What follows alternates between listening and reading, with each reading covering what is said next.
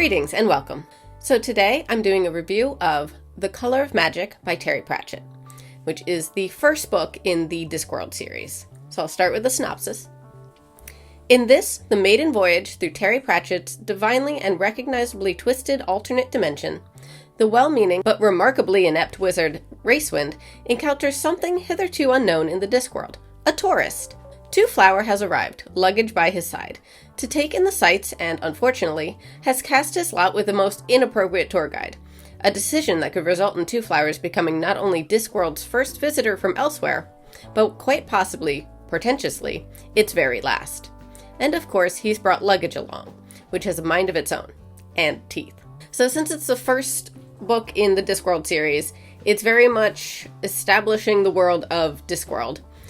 And it goes over a lot of small pieces of a lot of the world because it's our first introduction to it. It's telling us basically what Discworld is and giving us sort of it does a lot of world building in a short amount of time. For this one, it has a slightly different structure than the other two I've read, and I feel like this is unique to Color of Magic. It has 4 sections, which actually make the whole novel feel like it's 4 short stories sort of stuck together. Because we start off with the story of ankh-morpork, where we have Twoflower showing up and hiring Rincewind as his tour guide, and sort of the shenanigans that happen in ankh-morpork and what causes them to leave ankh-morpork. And then we get the next section, the two of them sort of getting lost and wandering through the woods, ending up discovering sort of this eldritch horror and the stuff that happens with that. And then we have a 3rd section, which is all about dragons and the Wormburg. And then the 4th section is about them being taken to Krull and the sort of space exploration they're doing there kind of thing. So it feels like 4 separate short stories put together to make a novel, which is an interesting format. It's very different from all the other books, I'm pretty sure. Again, I've only read 2 so far, but from what I've heard, it sounds like each one has sort of a very central theme, and this one was more a broad fantasy world kind of thing, a world-building book, so it seems very different from the other Discworld books. And in being the first book and trying to sort of establish the world in one story, it almost feels a little too spread out because it's trying to tell us about the whole world in just one novel, so it feels a little like here's a snippet of this place, a snippet of that place. So it feels a little thin, but it still works. It works as an interesting intro to Discworld. It makes sense that we start off in ankh-morpork because that is sort of the major city and I feel like central hub of the Discworld. In this book, we sort of get a taste of all the different continents, I guess, on Discworld. And like I said, the 4 sections very much felt like 4 separate short stories about Discworld. They all did weave together. It was the things that Twoflower and Rincewind were doing throughout the world, but it was interesting. I feel like there wasn't really enough character development with either Twoflower or Rincewind.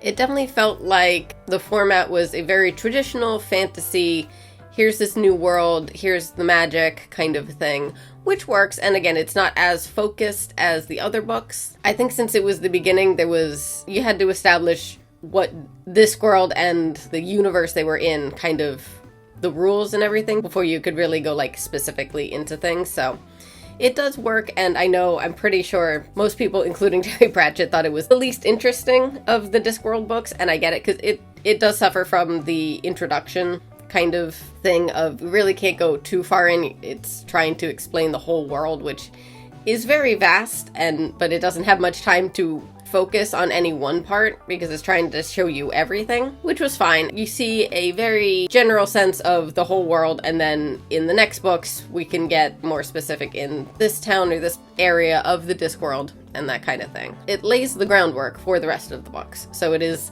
a little less interesting and a little less captivating, and I feel like there's a lot less like philosophy in it than the other books.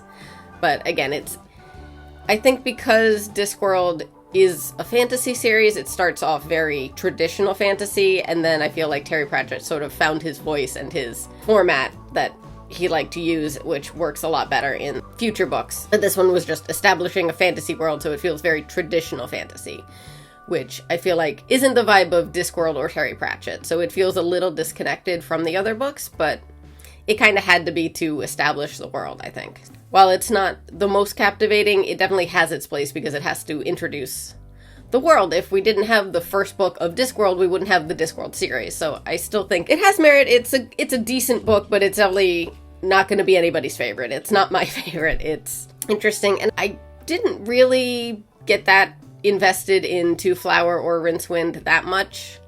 I feel like Rincewind could be more of an interesting character. I think mostly based on the fact that I watched the TV series of The Color of Magic, and I think that covers a lot more stories involving Rincewind. So you can kind of see like the other things he does, and it's like, okay, when he starts to do other things, he's more interesting. I think the biggest thing you can take away from The Color of Magic is that even though it's a little bit different from the typical format, it was very much a traditional fantasy. I think it proves that just keep writing, because your writing will improve and you'll be able to focus in on the format and the style you do want. So yeah, at least have to start somewhere, and that's really what Color of Magic was starting Discworld somewhere so that it could expand and become even more. I enjoyed The Color of Magic. It was very basic fantasy, but still a good time and a nice introduction into the world. And I'm excited to read the next one.